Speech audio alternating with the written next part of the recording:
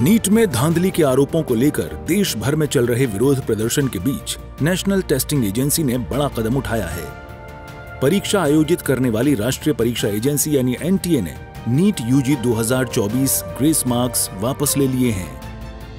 इसी के साथ 1563 स्टूडेंट्स का नीट स्कोर कार्ड रद्द कर दिया है। ये वे छात्र छात्राएं हैं जिन्हें नीट ग्रेस मार्क्स दिए गए थे। इन 1563 स्टूडेंट्स के लिए फिर से नीट की परीक्षा आयोजित की जाएगी। 30 जून से पहले इस री नीट एग्जाम का रिजल्ट भी जारी कर दिया जाएगा। नीट री एग्जाम डेट 23 जून 2024 रखी गई है। दोबारा परीक्षा का रिजल्ट 30 जून को आएगा। परीक्षा न देने पर बिना ग्रेस वाला अंक होगा लागू। री एग्जाम कराए जाने के बाद फाइनल स्कोर का असर पूरी नीट मेरिट लिस्ट पर पड़ेगा। इन बच्चों के मार्क्स बदलते ही इनकी नीट ऑल इंडिया रैंक भी बदलेगी। इसी के साथ पूरी नीट 2024 मेरिट लिस्ट भी बदल जाएगी। एनटीए को फिर से नीट रैंक लिस्ट 2024 जारी करने की जरूरत होगी।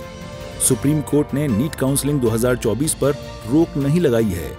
ये जो एक वातावरण बनाई जा रही है कि बहुत बड़ा एनामुलिश हुई है नीट के संबंध में, पिछले दिनों में नीट में आपकी जानकारी के लिए बताऊं 24 लाख स्टूडेंट्स अपीयर करते हैं। अभी जो मसला जो सुप्रीम कोर्ट के सामने आज भी चल रहा है, सरकार ने अपना पक्ष रखा है उसमें, ये लगभग 1550 स्टूडेंट की है और एक ग्रेटर क्वेश्चंस कुछ उठाए गए हैं।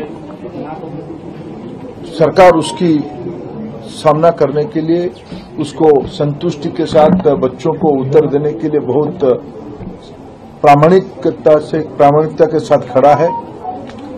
स्पेसिफिक घटना जो आए हैं उसको सरकार गंभीरता से लिया है। एकेडमिशियंस की कमेटी बनी है, उन्होंने कुछ रिकमेंडेशन किया है। चलिए आपको समझाते हैं कि ग्रेस मार्क्स को लेकर विवाद क्यों हुआ। 5 मई को देश भर में हुई नीट परीक्षा कराने वाली एनटीए ने 4 जून को जब रिजल्ट जारी किया तो देश भर में हंगामा खड़ा हो गया। वजह 67 बच्चों को जहां 720 में से 720 नंबर मिले थे, वहीं इससे भी ज्यादा 1563 बच्चों को ग्रेस मार्किंग दी गई थी।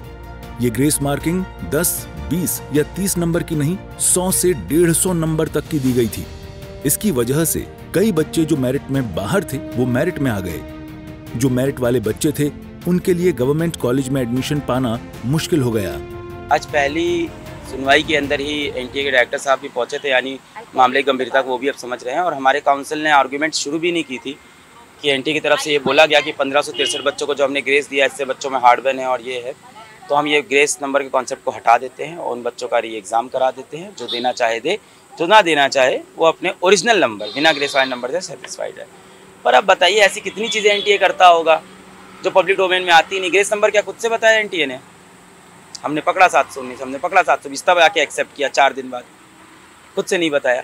24 घंटे पहले एनटीए ने एक FAQ जारी किया था और जिसमें वो बहुत स्ट्रांगली बोल रहे थे कि ग्रेस नंबर सही है, आंसरिंग एफिशिएंसी पे है 2018, और आज कोर्ट में आते बिना आर्गुमेंट के मान जाते हैं कि ये गलत है। सर जैसे इस बार अभी सिर्फ और सिर्फ 1563 बच्चों तक ही केस सीमित करके रख दिया गया, पर जो मेजर रीज़न है वो पेपर लीक का इशू है, जो कि पटना में, गुजरात में केसेस भी हैं इसके, और वो रिकॉर्डेड भी है। गवर्नमेंट ऑफिशियल्स ने, पुलिस ने FIR करी हुई है, उसके ऊपर कोई भी सुनवाई नहीं की जा रही है। हमारी जो काउंसलिंग है वो 6 जुलाई से स्टार्ट हो जाएगी, सुनवाई 8 जुलाई को है। तो सर हम लोगों को अब ऐसा लग रहा है कि या तो हमें जस्टिस नहीं मिल पा रहा है, जो मतलब सिर्फ उन्हीं बच्चों का एग्ज़ाम दोबारा से रिकंडक्ट करवाने की, उन्हीं के ग्रेस मार्क्स हटाने की बात कर रहे हैं। पर सर ये जो मास लेवल पर पेपर लीक हुआ है उसकी बात कोई भी नहीं कर रहा है, उस मुद्दे को पूरी तरीके से दबा दिया गया है। कुल मिलाकर अब 8 जुलाई को फिर से इस मामले में सुनवाई होगी, लेकिन एनटीए को बहुत भरोसेमंद और चाक चौबंद संस्था माना जाता है।